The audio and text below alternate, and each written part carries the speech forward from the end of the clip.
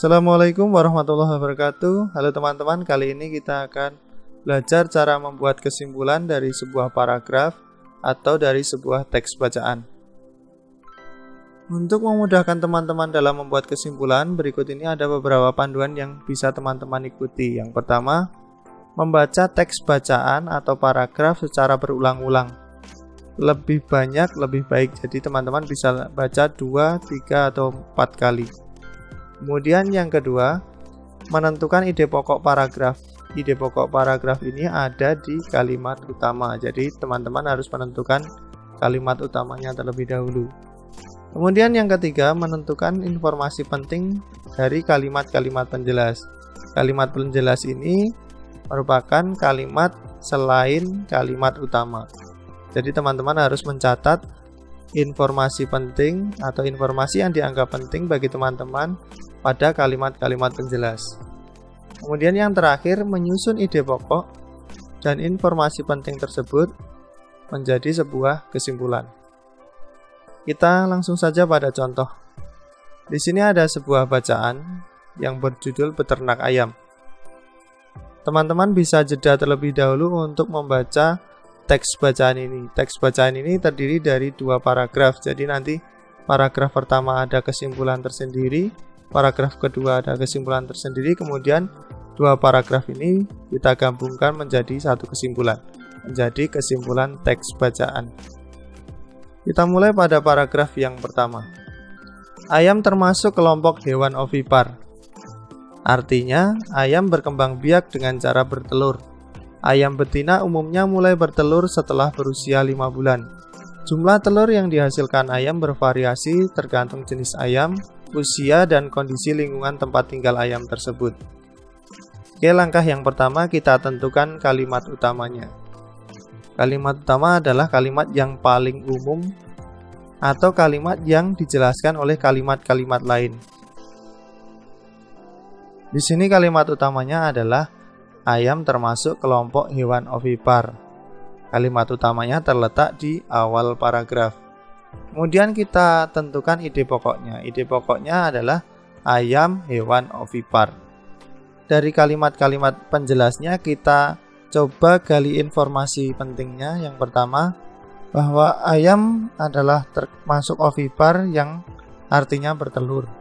Dijelaskan pada kalimat yang kedua. Kemudian, ayam bertelur setelah berusia 5 bulan. Ini dijelaskan pada kalimat yang ketiga. Kemudian, jumlah telur bergantung pada jenis ayam, usia, dan kondisi lingkungan. Ini dijelaskan pada kalimat yang terakhir. Untuk menyusun sebuah kesimpulan, kita harus merangkai ide pokok dan informasi penting ini menjadi sebuah kalimat yang baik. Tidak semua informasi penting kita masukkan dalam kesimpulan. Hanya yang menurut teman-teman paling penting saja. Di sini saya membuat kesimpulan bahwa ayam merupakan hewan ovipar yang akan bertelur setelah berusia 5 bulan. Jadi, penjelasan yang lain tidak saya masukkan karena menurut saya yang paling penting adalah hewan ovipar yang akan bertelur setelah 5 bulan.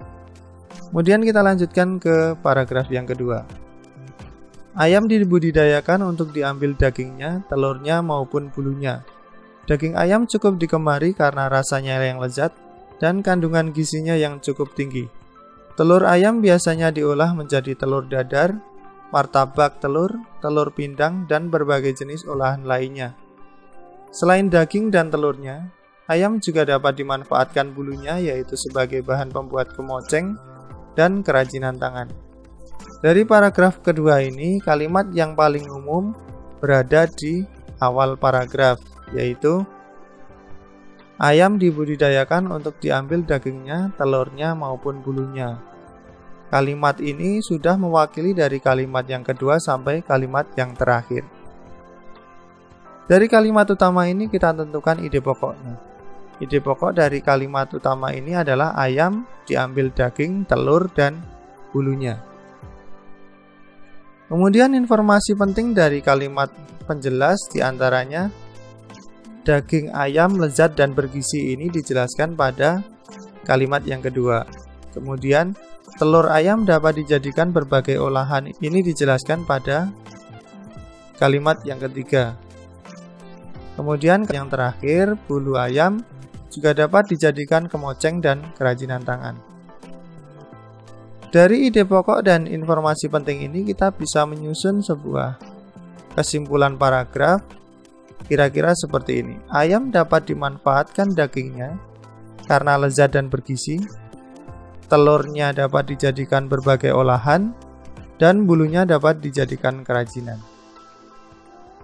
Di sini kita sudah mempunyai dua kesimpulan paragraf pertama dan kesimpulan paragraf kedua. Dari dua kesimpulan ini kita bisa membuat kesimpulan teks bacaan tersebut. Kita dapat menambahkan atau mengurangi teks ini supaya menjadi kesimpulan yang lebih enak dibaca dan mewakili dari teks bacaan tersebut. Kesimpulan teks bacaan, ayam merupakan hewan ovipar yang dapat dimanfaatkan dagingnya karena lezat dan bergizi, telurnya dijadikan berbagai olahan, dan bulunya dijadikan kerajinan. Jadi pada kesimpulan paragraf pertama, saya tidak memasukkan ayam yang bisa bertelur setelah berusia 5 bulan. Kemudian pada kesimpulan paragraf kedua, saya lebih ringkaskan lagi supaya lebih ringkas dan mewakili dari teks bacaan tersebut. Demikian teman-teman pembahasan tentang kesimpulan paragraf dan kesimpulan teks bacaan. Semoga informasi ini bermanfaat. Sampai jumpa di video-video berikutnya. Assalamualaikum warahmatullahi wabarakatuh.